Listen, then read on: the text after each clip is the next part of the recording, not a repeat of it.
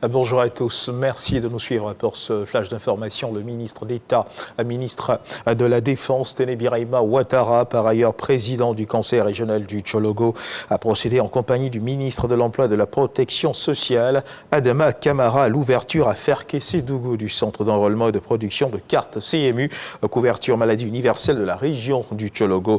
Il est le troisième centre à l'intérieur du pays. Ce sont au total 500 cartes qui pourront être réalisées par jour.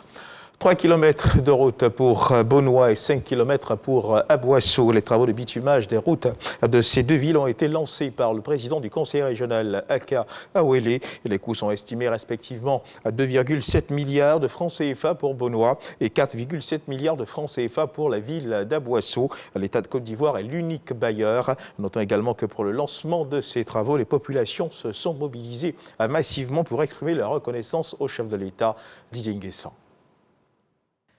La ville de Bonois, dans le sud Comoé, va bénéficier de 6 km de bitume dans 6 mois. Les travaux sont lancés par le président du conseil régional, Aka Awele.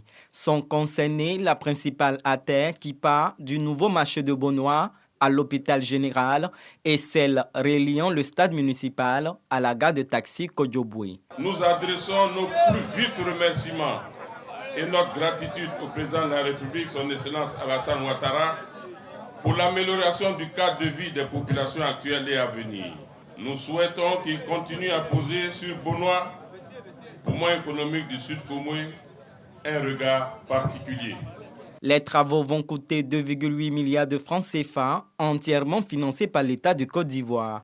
Le ministère de l'Équipement et de l'Entretien routier en est le maître d'ouvrage et le Bureau national d'études techniques et de développement, BNET, le maître d'œuvre. L'exécution des travaux est confiée à une entreprise ivoirienne. Toujours dans le sud Comoé, la capitale régionale Aboisseau sera dotée d'ici à 9 mois de 5 km de route bitumée. De la préfecture au carrefour Nader, en passant par le bureau de poste, de même que du terminus Sokura à la pharmacie du même nom, autant de voies qui seront revêtues. Nous ne pouvons que féliciter et remercier le président de la République. Le président de la République pour ce regard particulier qu'il accorde à la ville d'Aboisseau. Aboisseau renaît de ses cendres. Il y aura bientôt le bitumage de la route Aboisseau-Crécy. Cette voie va nous donner 5 km supplémentaires à Aboisseau. Vous voyez, nous aurons pratiquement en très peu de temps 10 km de voirie. L'amélioration de la voirie d'Aboisseau va coûter 4,7 milliards de francs CFA.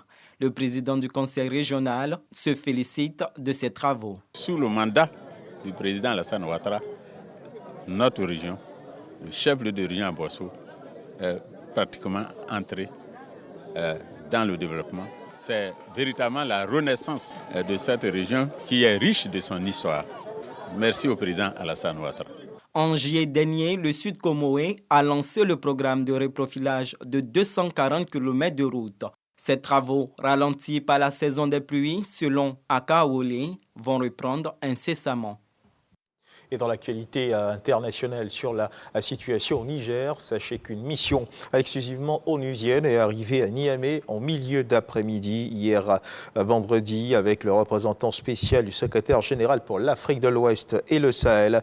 Il était accompagné de la coordinatrice résidente du système de l'ONU au Niger. Aucune personnalité de la CEDEAO ou de l'Union africaine n'était avec eux.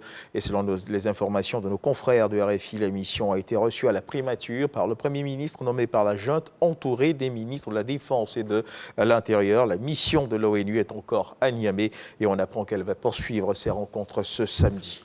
Toujours dans l'actualité internationale du côté du Gabon, une plateforme fédérant les principaux partis d'opposition dans le pays a annoncé hier vendredi 18 août 2023 la désignation d'Albert Ondo Ossa comme candidat consensuel face au président sortant Ali Bongo Ondimba à l'élection présidentielle du 26 août. Et puis on termine ce tour de l'actualité internationale avec le conflit, le bilan des victimes du conflit russo-ukrainien. Selon des chiffres révélés par la presse américaine, au moins 500 000 militaires auraient été tués ou blessés dans la guerre que mène la Russie contre l'Ukraine. Les pertes sont lourdes des deux côtés. Selon le New York Times, qui cite de hauts responsables américains, 120 000 soldats russes et 70 000 soldats ukrainiens auraient été tués depuis que Moscou a donc lancé son offensive en Ukraine il y a de cela 18 mois. Ces estimations se basent donc sur des images satellites, des interceptions de communication des médias ainsi que des rapports officiels d'aide au gouvernement. Voilà qui marque la fin de ce flash d'information. Merci de nous avoir suivis. Je vous retrouve à 13h pour le journal.